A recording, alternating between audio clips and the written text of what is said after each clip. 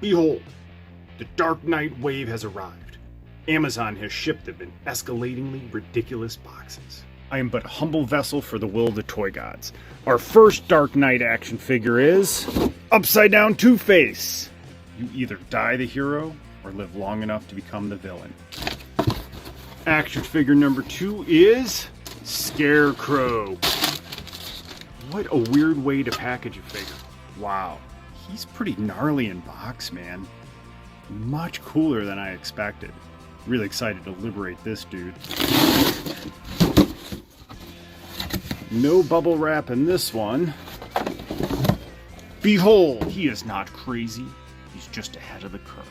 Dude, look at all those accessories, the poster. Oh, man, he's so cool. The absurdity of shipping 4 pre-ordered figures from the same wave in 4 different boxes, all different sizes, and then the last box shows up that could have fit all 4 in it, but it only contains 1 figure. Let us liberate the Dark Knight. This is absolutely ridiculous. Look at this. Look at this. That is absolutely ridiculous. Swear to me. Easily one of my favorite McFarlane cards.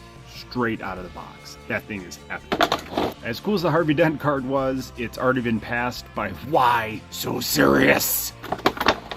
Let us assemble Bane.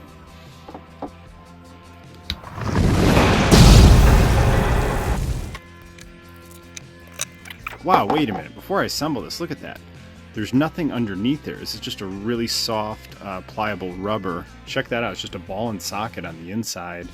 And then his underoos are also real soft rubber as well. I really appreciate the McFarlane Build-A-Figures, but sometimes it can be a challenge to get everything to pop into place. Victory has defeated you! So as I'm trying to put the legs in, his underoos are kind of holding it in place, but the pegs came out. That's interesting. If you're interested, check out what's on the inside. These open up, and then he has a full ball and socket on his torso. It's interesting to see how this is built, and it's totally different from any other action figure I can think of. Wow, dude. Bane is legit.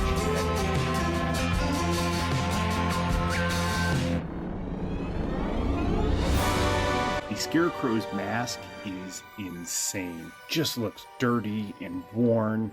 You can see the stitching running through it. His eyes are beady, and it completes the look. And then you have the noose hanging around his neck, which adds another layer of insanity. Once your brain has time to process the gnarliness of the mask and noose hanging around his neck, you begin to appreciate his jacket. It's frayed, it's dirty, it has layers to it. Look at the intricate detail running through the jacket. And then when you get to the arms, they're just dirty and muddy. And I just picture him riding around on his horse when all hell breaks loose in Gotham. Look at how weathered that looks at the tip going up to the elbow. Really neat. He has a single pin joint, which I think completes this look. And then as you get down to the bottom, he's just got a suit, man. So the man's underneath, but the craziness has escaped from inside him, and he is exuding the insanity. Man, he's awesome. Check out the back of the coat as well. Just amazing weathering, incredible sculpted detail, all the way to the straitjacket flaps. And as you look down towards his feet, it does get dirtier and dirtier. And then you have really neat stitching detail, and again, just neat weathering running all the way through it. I really like how it's frayed right there too. It just adds a neat touch to it. So this is the number 5 ranked figure for me out of this group, but it is no slight to this figure. I'm very grateful to have it, and he's going to make an outstanding addition to the Batcave. Dude's number 4 ranked figure from the wave is Bane. Wow, dude, I appreciate the mask and face sculpt way more than I thought. I love the way it covers his mouth, and you see the really neat detail to it. It's almost like 2 hands are ripping his jaw open, man. So cool.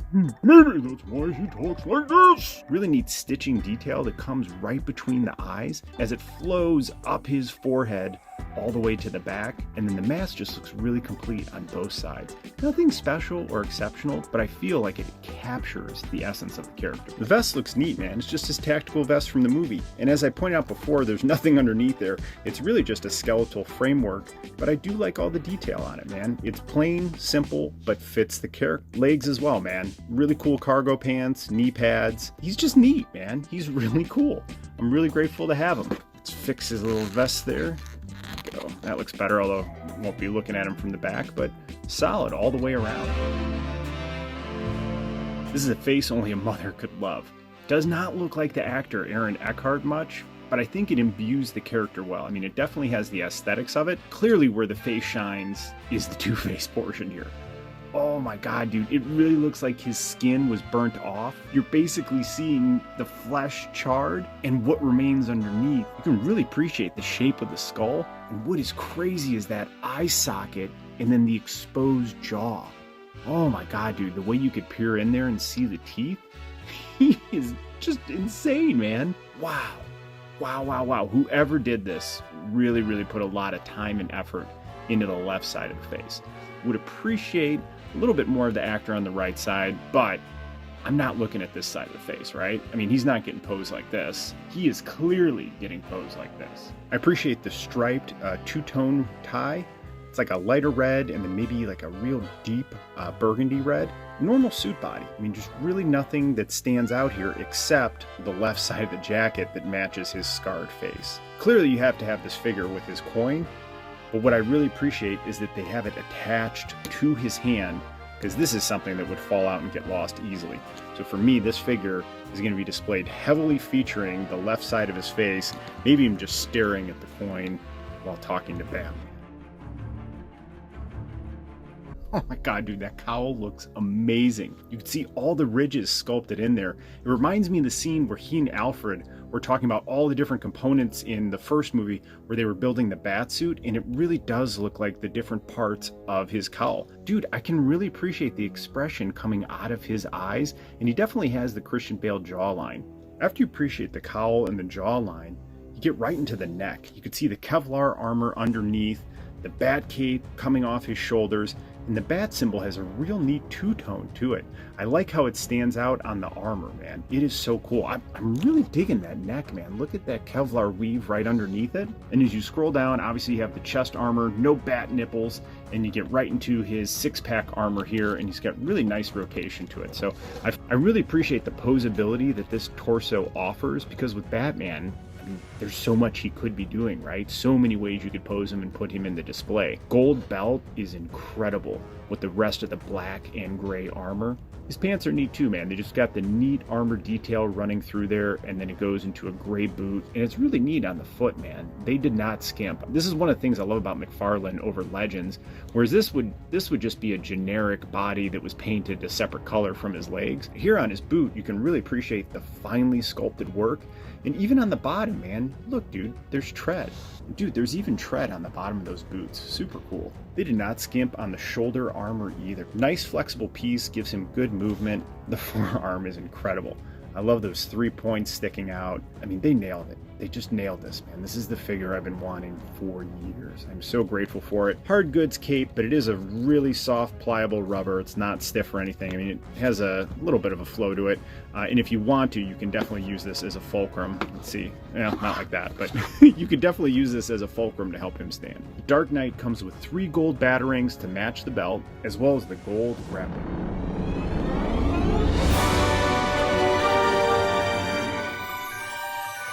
Let's just start out by showing appreciation for this stand. Normally McFarlane comes with these flat stands with a little peg. I'm so grateful they do. It's just a nice added bonus. Pull it around to the front. It's got really neat detail to it, and he sits on it. And there's a lot of different ways you can use it with him, but I thought it'd be neat to kind of have him leaning on it and looking insane. Face sculpt is awesome. I don't see a lot of Heath Ledger in it, but I see Heath Ledger's joke. Red lipstick, painted black eyes, white face. What I really love is the hair, man. That dark, dirty green hair. I think they did it justice. And the wash they put through it. That green color looks exceptional. Oh, dude, you can see the scars. You want to know how I got these scars? Dude, that is awesome. The colors on this look great. Dark tie and shirt underneath. His green vest. Love the implied movement and wrinkles through it. Nice soft purple coat.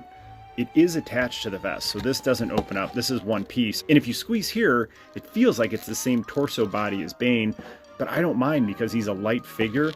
And the way they have him with the soft vest still gives him plenty of movement here. So it will give you some creativity to have a fight scene with Batman, but for me, he's totally getting posed with the money. And they did not skimp on the pants. Nice rib detail for your pleasure. And I'm so glad they did that, man. Again, with a Marvel Legends figure, this would just be a plain leg that's painted purple. Having the lines running through it where it's ribbed and you can feel it gives it that additional texture, amps up the enjoyment of the figure when you have those fine details. Really appreciate the wrinkles at the bottom of the pants and how they're cuffed up with the shoe. And oh, dude, those shoes are neat too, man. Really, really well done. Another neat detail is they have his gold chain running off of his right hip. And check this out, so you can tilt him a little bit this way if you wanted to feature the chain, or when you turn to the side, you can hide it, depending on how you want to pose him and what features of the suit you want to show off. You complete me. They look amazing together. The dark gray suit with the black cowl and piping running through it, in contrast to the Joker's green vest, green hair, purple jacket, darker purple pants. Joker only exists because of Batman, and they are meant to do this forever. Behold Joker's ace in the hole. Gotham's White Knight, Harvey Dent. And